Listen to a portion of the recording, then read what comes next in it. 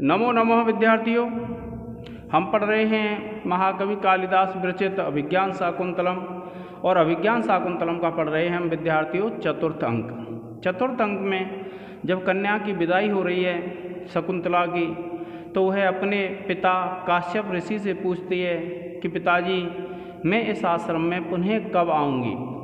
तो इस विषय को बताते हुए जो ऋषि काश्यप हैं वे कहते हैं कि सुनो पुत्री। तो आपको ये ध्यान रखना है किसका, ये काश्यप ऋषि का कथन है विद्यार्थियों। तो क्या कहते हैं कि सुनो पुत्री, भूत्वा चिराय चतुरंत मही सपत्नी दौश्यंतीम अप्रतिरथम तनयम निवेश्य भर्त्रा तदर्पित कुटुंब भरेण साधम शांति करिष्यसि पदम पुनराश्रमे अस्मिन्। जब शकुंतला ऋषि काश्यप से पूछती है कि पिताजी मैं पुनः इस आश्रम में कब आऊँगी, तो उसके पिता जो काश्यप हैं वे बताते हैं कि भूत्वा माने होकर के, चिराय माने लंबे समय के लिए। क्या कहा? भूत्वा माने होकर के, चिराय माने लंबे समय के लिए, चतुरंत मही। चतुरंत कहते हैं विद्यार्थियों 4 समुद्र पर्यंत, मही सपत्नी कि मही माने जो पृथ्वी है उसकी सपत्नी होकर के। क्या कहा कि भूत्वा चिराय, भूत्वा माने होकर के, चिराय माने लंबे समय के लिए, चतुरंत मही सपत्नी कि चतुर यानी जो 4 समुद्र होते हैं उन समुद्रों के अंत तक मही सपत्नी, पृथ्वी की सपत्नी होकर के। क्या कहा ऋषि काश्यप ने कि तुम लंबे समय तक पृथ्वी की सपत्नी होकर के दौश्यंतीम अप्रतिरथम तनयम निवेश्य कि दौश्यंतीम जो दुष्यंत का पुत्र होगा, अप्रतिरथम जिसकी प्रतिद्वंदता करने वाला कोई नहीं होगा, ऐसे तनयम निवेश्य कि ऐसे तनयम ऐसे पुत्र को निवेश्य कहते हैं राज्य पे स्थापित करके, उसको राज्य का भार सौंप करके। क्या कहा? दौश्यंतीम अप्रतिरथम कि जो दुष्यंत का पुत्र होगा, और अप्रतिरथम, अप्रतिरथ का तात्पर्य उसका कोई प्रतिद्वंदी नहीं होगा, ऐसे तनयम निवेश्य ऐसे पुत्र पर राज्य का भार सौंप करके, भर्त्रा पति के, तदर्पित कुटुंब भरेण और उस तदर्पित कुटुंब भरेण अपने पुत्र को कुटुंब का भार सौंप करके, सार्धम साथ, किसके साथ? भर्त्रा सार्धम अपने पति के साथ, शांति करिष्यसि पदम पुनराश्रमे अस्मिन् कि शांति माने इस शांत आश्रम में, करिष्यसि पदम स्थान को प्राप्त करोगी, आश्रमे अस्मिन् इस आश्रम में। क्या बताया ऋषि काश्यप ने कि सुनिए हे पुत्री शकुंतला, सुनो कि भूत्वा चिराय चतुरंत मही सपत्नी कि बहुत लंबे समय तक तुम पृथ्वी की सपत्नी बनके, और दौश्यंतीम अप्रतिरथम तनयम निवेश्य और दुष्यंत का जो पुत्र जन्म लेगा तुम्हारे गर्भ से, और जो अत्यंत प्रतिभाशाली होगा, जिसकी प्रतिद्वंदता करने वाला कोई नहीं होगा, उसको राज्य का भार सौंप करके, और भर्त्रा सार्धम अपने पति के साथ, तदर्पित कुटुंबरेण और अपने पुत्र को कुटुंब का भार सौंप करके, शांति आश्रमे अस्मिन् इस शांत आश्रम में, करिष्यसि पदम पुनः इस शांत आश्रम में तुम स्थान प्राप्त करोगी, अर्थात तुम इस आश्रम को प्राप्त करोगी, पुनः इस आश्रम में आओगी। क्या कहा कि चिरकाल तक 4 समुद्रों तक फैली हुई पृथ्वी की सपत्नी होकर, और महारथी दुष्यंत से उत्पन्न अपने पुत्र को राज्य का भार सौंपकर और कुटुंब की रक्षा का भार सौंपकर अपने पति के साथ तुम इस आश्रम में पुनः निवास स्थान को प्राप्त करोगी, अर्थात तुम इस आश्रम में पुनः आओगी। देखिए विद्यार्थियों, अब क्या है, हम लिखते हैं विशेष लिखते हैं। तो आप लिखेंगे विशेष, और विशेष में पहला लिखेंगे, देखिए 1 2 3 4 5 6 7 चौथे वर्ण का कौन सा होता है विद्यार्थियों? बसंत तिल का छंद होता है। तो आप लिख देंगे इस पद्य में बसंत तिल का छंद है। क्या लिखेंगे? नंबर 1 डाल के लिख देंगे इस पद्य में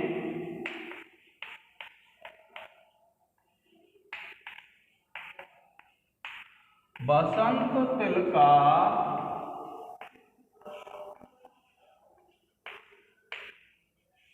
छंद है।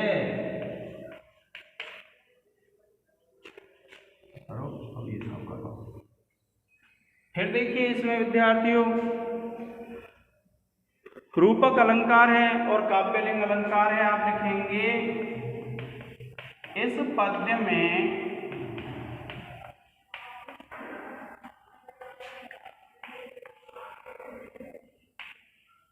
काव्यलिंग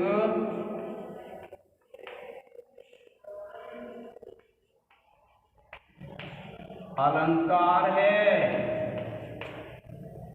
और तीसरा लिखेंगे विद्यार्थियों इस पद्य में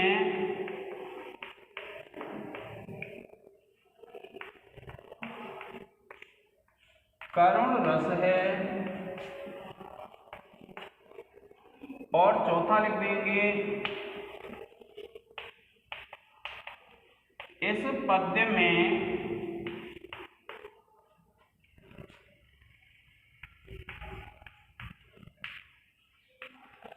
वैदर्भी रीति है।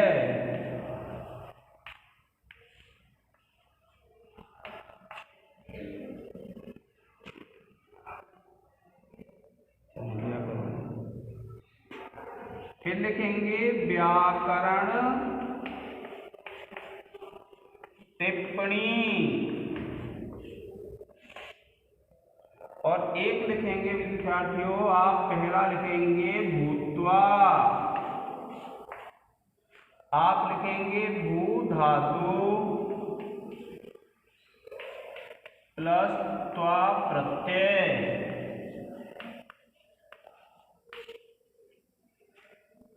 फिर देखिए निवेश्य।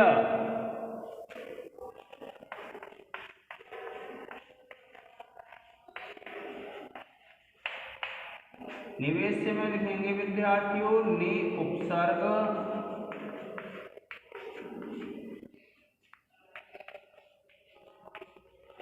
विष धातु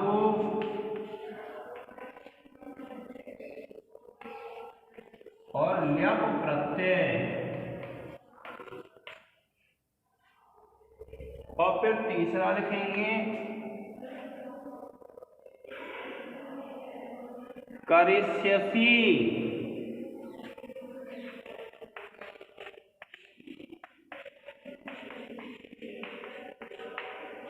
आप लिखेंगे विद्यार्थियों क्री धातु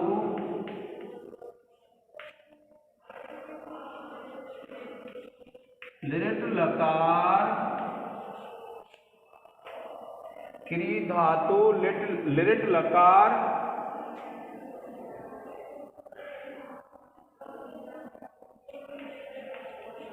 मध्यम पुरुष एकवचन। और फिर देखिए चतुर्थ लिखेंगे आप भर्त्रा।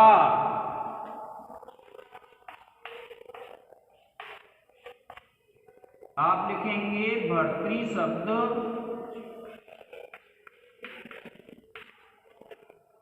तृतीया एक वचन। फिर पांचवा लिखेंगे विद्यार्थियों व्याकरण टिप्पणियों में भर्त्रा सार्धम।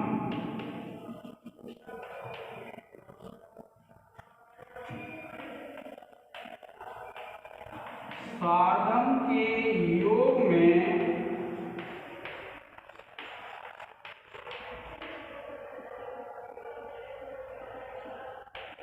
रेखांकित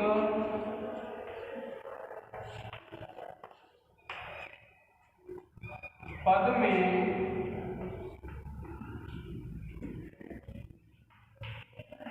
तृतीया विभक्ति है। फिर देखिए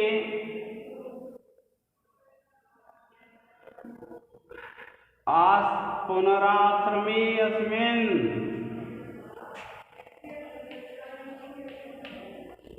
पुनराश्रमे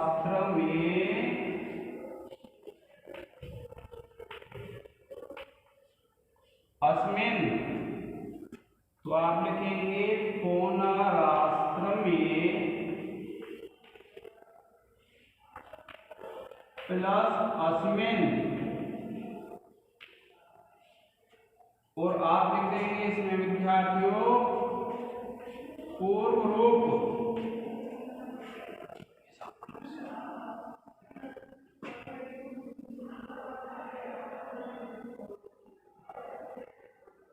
फिर देखिए सातवां है विद्यार्थियों, आप लिखेंगे शांति, आप लिखेंगे शांत शब्द है सप्तमी विभक्ति,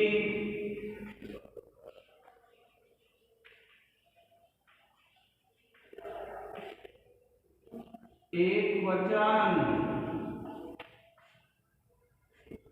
और देखिए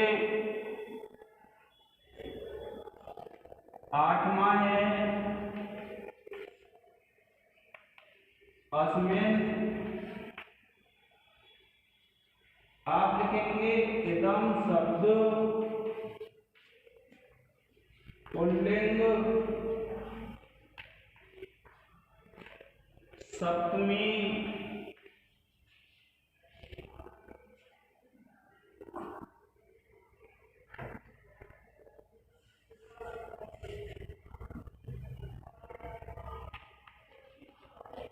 नपुंसकलिंग सप्तमी विभक्ति,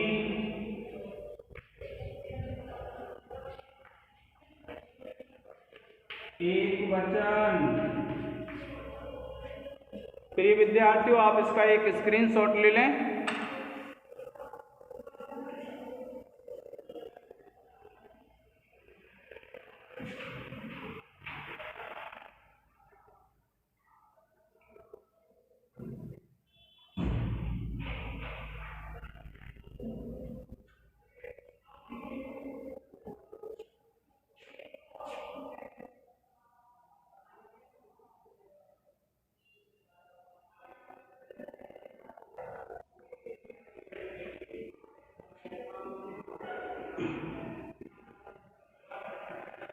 देखिए विद्यार्थियों, जब शकुंतला विदा हो जाती है और सखियां उसको देख रही थीं तो वो अंतर्हित हो जाती है पादपों के बीच, अर्थात वह दिखाई नहीं देती है। फिर जो ऋषि काश्यप हैं बड़ी चैन की सांस लेते हैं और उनका ये कथन है। देखिए यह क्या कहा है कि अर्थो ही कन्या परकीय एव तामध्य संप्रेष्य परिगृहीतुः जातो ममायम विशदः प्रकामम प्रत्यर्पित न्यास एव अंतरात्मा।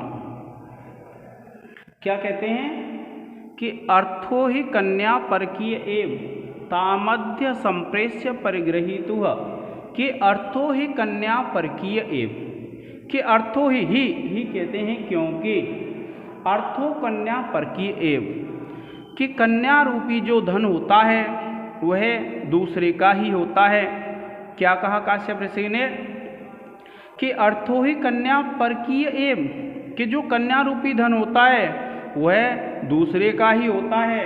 और ताम माने उसको, अध्य माने आज, संप्रेष्य भेज करके, परिगृहीतुः जो उसका ग्रहण करने वाला है, जिसकी वह अमानत है, उसका जो पति है उसके पास, जातो उत्पन्न हो गया है, ममायम विशदः प्रकामम, कि ममायम कि मेरे लिए, विशदः प्रकामम कि विशदः, विशदः माने विस्तार से युक्त, प्रकामम कि अत्यधिक,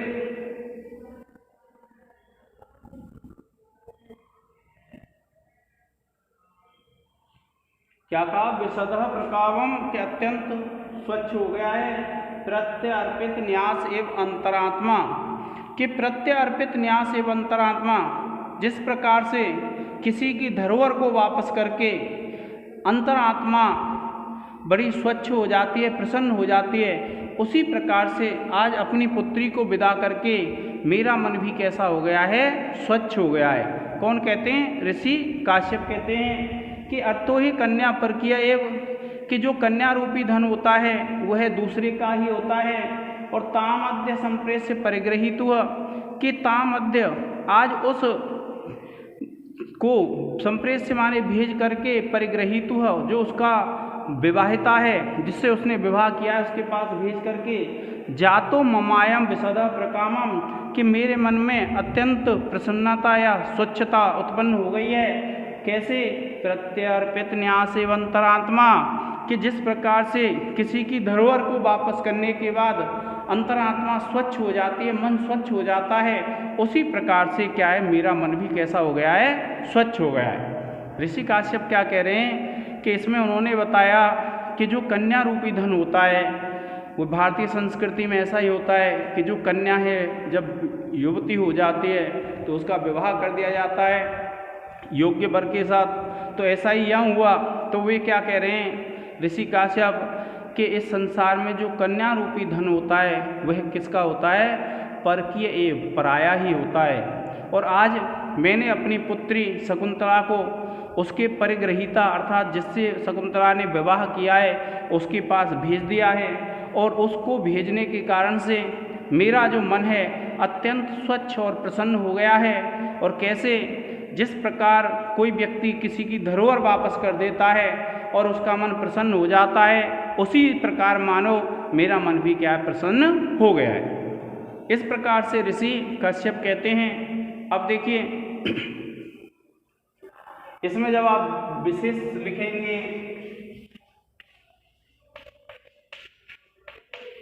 इसको रेखांकित कर देंगे और पहला पॉइंट लिखेंगे विद्यार्थियों, क्या लिखेंगे, इस पद्य में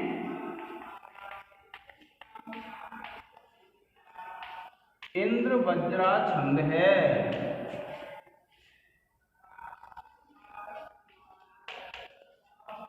ठीक है विद्यार्थियों, कि इस पद्य में इंद्र वज्रा छंद है।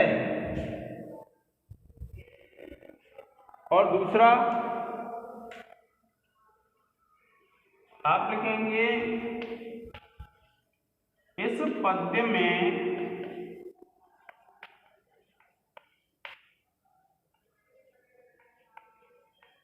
उत्प्रेक्षा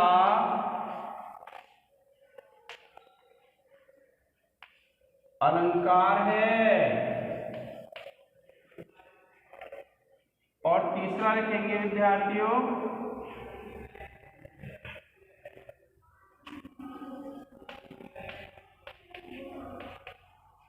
इस पद्य में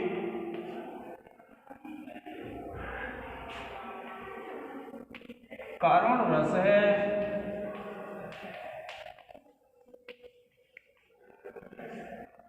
और चौथा लिखेंगे इस पद्य में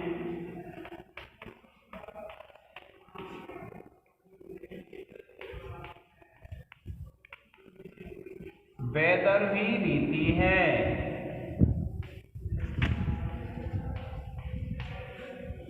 आप इसको एक बार पढ़ लीजिए।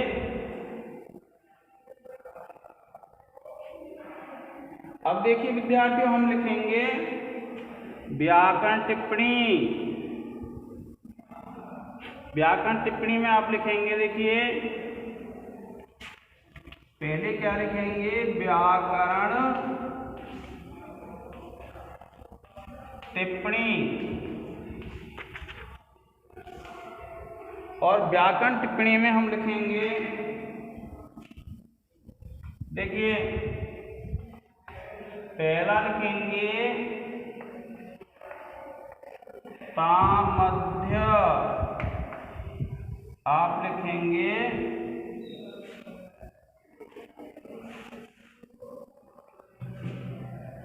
एवांतरात्मा।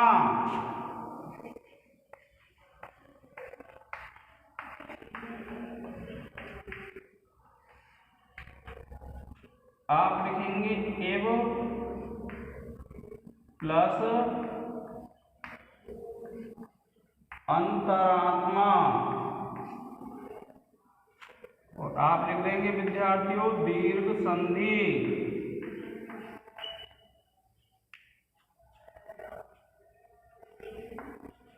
दूसरा है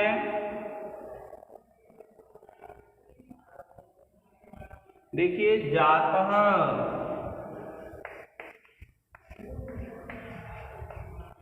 आप लिखेंगे जन धातु त प्रत्यय। फिर देखिए प्रत्यर्पित न्यास, प्रत्यर्पित न्यास, आप लिखेंगे प्रति प्लस अर्पित,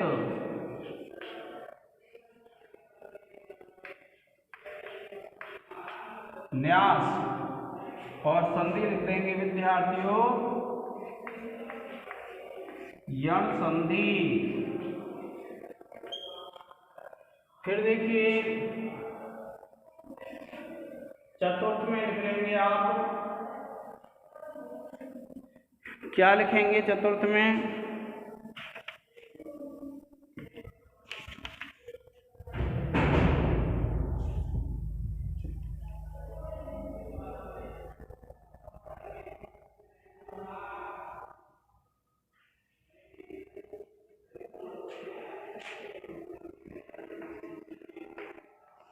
न्यास ने उपसर्ग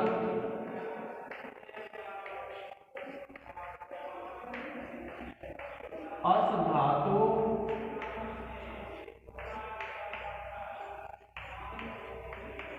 प्लस गय प्रत्यय।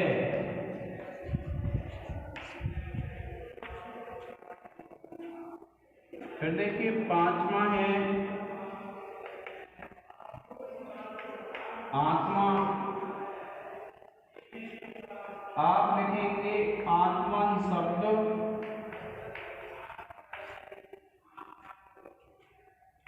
प्रथमा विभक्ति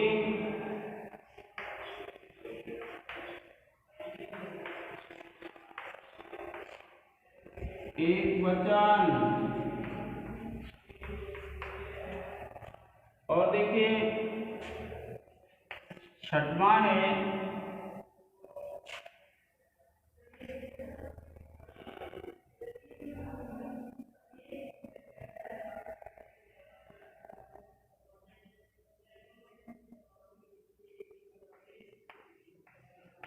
संप्रेष्य,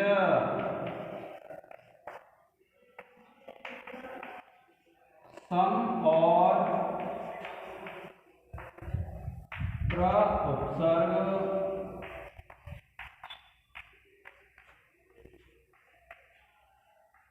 एस धातु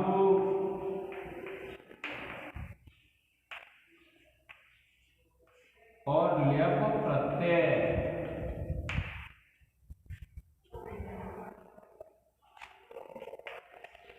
सातवां है कन्या,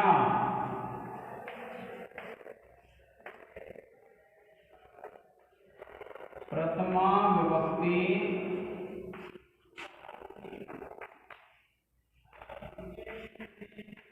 एक वचन। आठवां है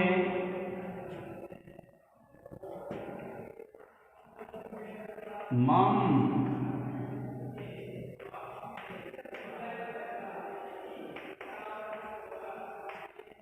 अस्मत् शब्द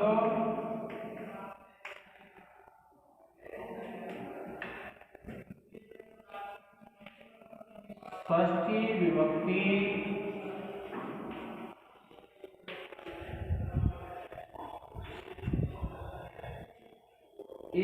वचन। प्रिय विद्यार्थियों, आप इसका एक स्क्रीनशॉट ले लें।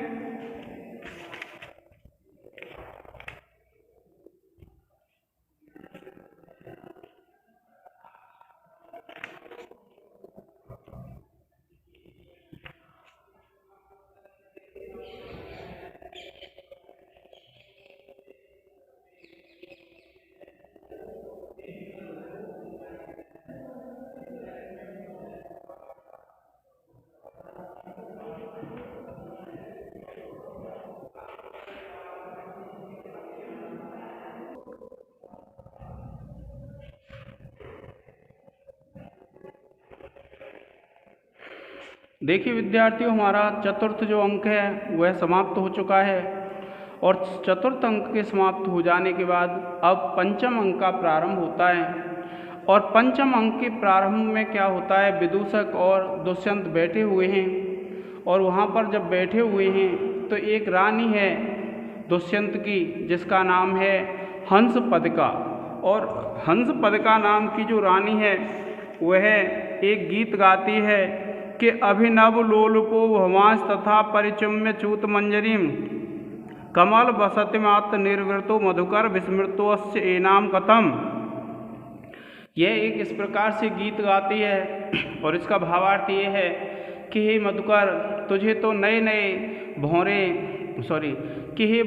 हे मधुकर, तुझे तो नए नए फूलों का रस चखने की आदत है और तू इसे कैसे भूल गया। तो राजा विदूषक कहता है, देखो क्या गाना गाया जा रहा है। तो राजा कहता है, हाँ बड़ा अच्छा सुंदर गीत है। तो वह कहता है कि ये तो उलाहना है। तो राजा कहता है कि हाँ, यह महारानी बसुमती को लक्ष्य करके गाया जा रहा है। तो इसकी एक रानी है हंसपदिका और एक रानी क्या है, बसुमती है। तो ये जो बसुमती नाम की रानी है उसको उल्हाना करके यह हंसपदिका एक गीत गाती है और विदूषक और दुष्यंत इसको सुनते हैं। अब देखिए, जो दुष्यंत है वह बैठा बैठा ही क्या होता है, पर्युत्सुक होने लग जाता है, व्याकुल होने लग जाता है। और जब वह व्याकुल होने लग जाता है तब क्या होता है उसको आप देखिए कि रम्याणि वीक्ष्य मधुरांश निशम्य शब्दान पर्युत्सुको भवति यत् सुखितोऽपि जन्तुः तच्चेतसा स्मरति नूनम अबोधपूर्वम भावस्थिराणि जननांतर सौर्धानि। देखिए कि रम्याणि, रम्य किसको बोलते हैं, जो रमणीय होता है, जो अत्यंत सुंदर होता है। वीक्ष्य, उनको देख करके। जब कोई व्यक्ति क्या है, अत्यंत रमणीय अत्यंत मनोहर चीज देख रहा हो, उसको देख करके, और मधुरांश निशम्य शब्दान, और मधुर शब्दों को सुन करके। क्या बताया कि जब कोई व्यक्ति रमणीय वस्तुओं को देख करके और मधुर शब्दों को सुन करके, मधुर मधुर शब्द सुन रहा हो, तब भी पर्युत्सुको भवति, पर्युत्सुक हो जाता है, व्याकुल हो जाता है। यत सुखितो अपि जंतुः, कि अगर कोई व्यक्ति सुखी है और वह सुंदर सुंदर वस्तुएं देख रहा है और मधुर मधुर शब्दों को सुन रहा है, फिर भी क्या है, पर्युत्सुक हो जाता है, व्याकुल हो जाता है, उसके मन में घबराहट उत्पन्न हो जाती है। क्या कहा, वह जो राजा दुष्यंत कह रहा है कि रम्याणि वीक्ष्य मधुरांश निशम्य शब्दान, कि जब कोई व्यक्ति रमणीय वस्तुओं को देख करके और मधुर मधुर शब्दों को सुन करके भी पर्युत्सुको भवति यत् सुखितो अपि जंतुः, कि अगर कोई व्यक्ति सुखी है, उसके जीवन में कोई भी कष्ट नहीं है, अत्यंत सुख से जीवन जी रहा है, और फिर भी क्या है, मधुर शब्दों को सुन करके और रमणीय वस्तुओं को देख करके भी कैसा हो जाता है, वो व्याकुल हो जाता है। और व्याकुल हो जाता है तत् चेतसा स्मरति, कि तत् माने वह जंतु, चेतसा माने अपने हृदय के द्वारा, स्मृति याद करता है, नूनम अबोध पूर्वम, कि नूनम निश्चित रूप से वह उस चीज़ को याद करता है, अभूतपूर्वम जिसका उसको बोध नहीं है। पूर्व में कोई भी ऐसी बात हुई है उसके जीवन में, या तो कोई प्रेम प्रसंग हो सकता है, कोई दुख की घटना हो सकती है, उसको वह निश्चित रूप से क्या करता है, चित्त के द्वारा याद करता है, लेकिन उसको यह पता नहीं होता है कि वह किस चीज़ को याद कर रहा है। और भाव स्थिराणी जननांतर सौवरदानी, कि भाव स्थिराणी कि जो भाव के रूप में स्थिर रहते हैं, जो संस्कारों के रूप में स्थिर रहते हैं, जनन अंतर, जनन जन्म के अंतर माने दूसरे, यानी दूसरे जन्मों के सौहृदानी कहते हैं अच्छे हृदय के भाव। हृदय में जो अच्छे भाव होते हैं, प्रणय प्रसंग होते हैं, प्रेम प्रसंग आदि जो होते हैं, और वे जो जब कोई व्यक्ति मधुर रमणीय वस्तुओं को देख रहा है और मधुर शब्दों को सुन रहा है और वह सुखी है, फिर भी क्या है, व्याकुल हो जाता है, घबराने लग जाता है, तो निश्चित रूप से वह व्यक्ति अपने पूर्व में किए हुए प्रणय व्यापार आदि को अपने चित्त से याद करता है। लेकिन क्या है, उसको यह याद नहीं रहता, उसको यह पता नहीं चलता है कि वह किस चीज़ को याद कर रहा है।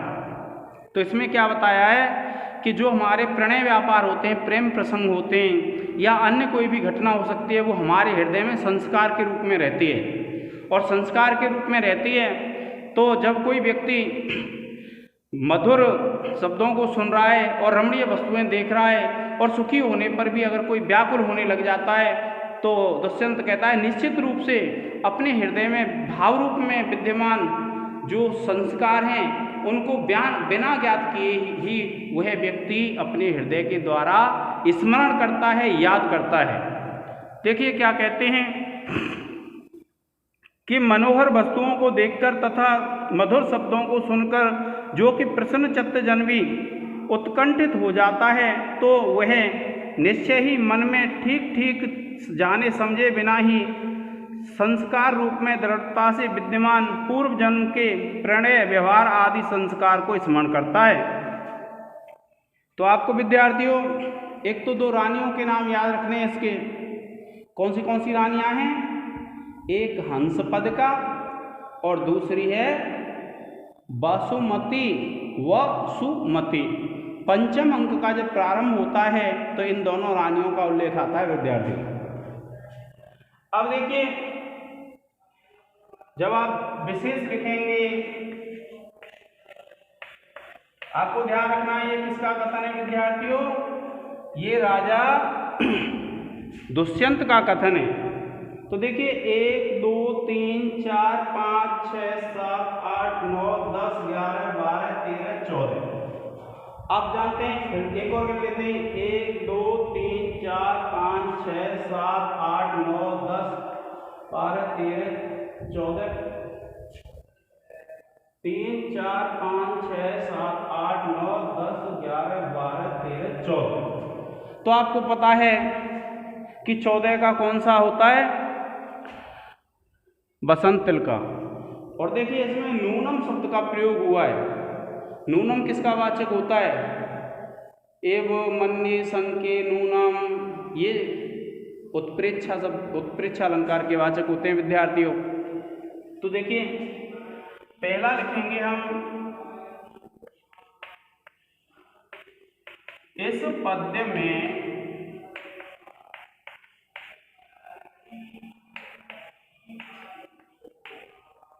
बसंत तिल का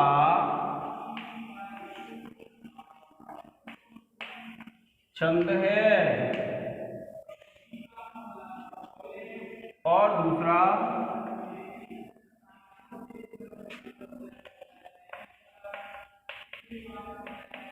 इस पद्य में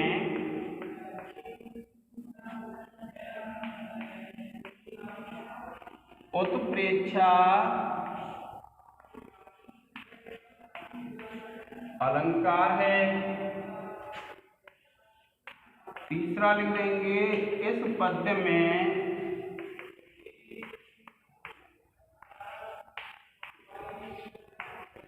वैदर्भी रीति है।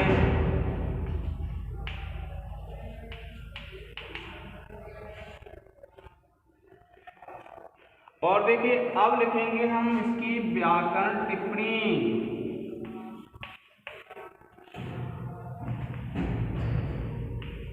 व्याकरण टिप्पणी।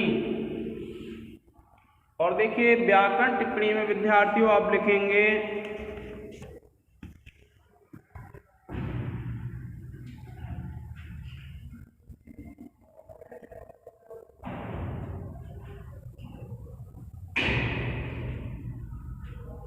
देखिए पहला लिखेंगे आप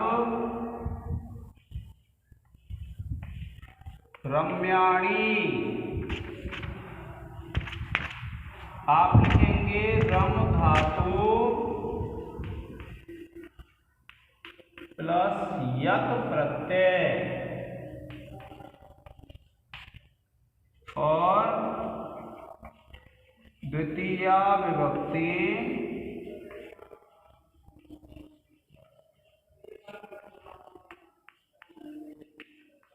बहुवचन। दूसरा देखिए वीक्ष।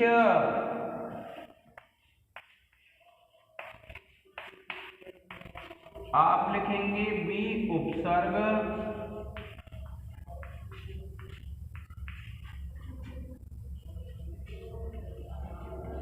ईक्ष धातु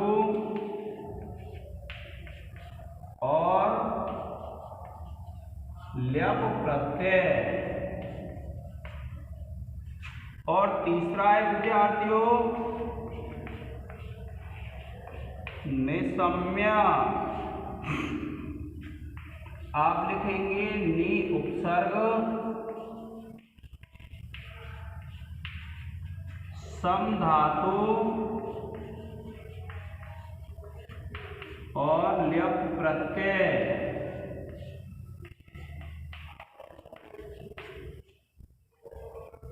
और फिर विद्यार्थियों देखिए चौथा है व्याकरण का पॉइंट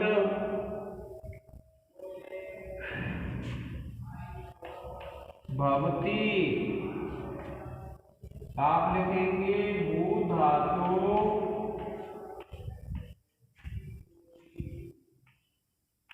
लट लकार प्रथम पुरुष एक वचन। फिर पांचवा है विद्यार्थियों स्मृति। चलो शब्दार्थ लिख लेते हैं पहले। शब्दांत शब्द द्वितीया विभक्ति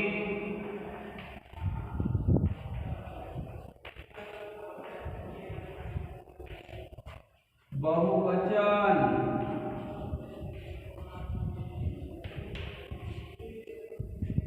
फिर देखिए छठवां है विद्यार्थियों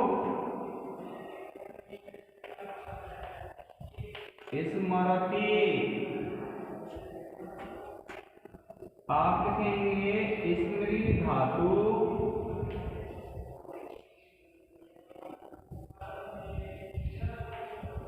लट लकार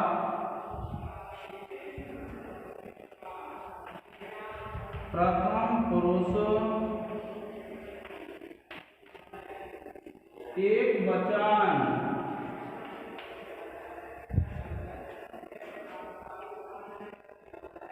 फिर देखिए तच्चेतसा।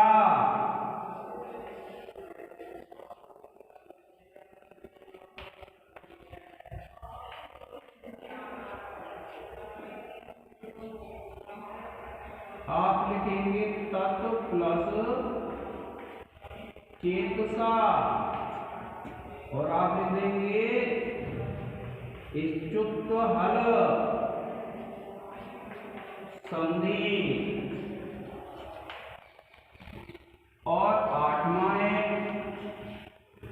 यत् सुखितो अपि। यत् सुखितो सुखितो अपि, आप लिखेंगे यत सुखितो प्लस अपि, और आप लिख देंगे विद्यार्थियों पूर्व रूप संधि।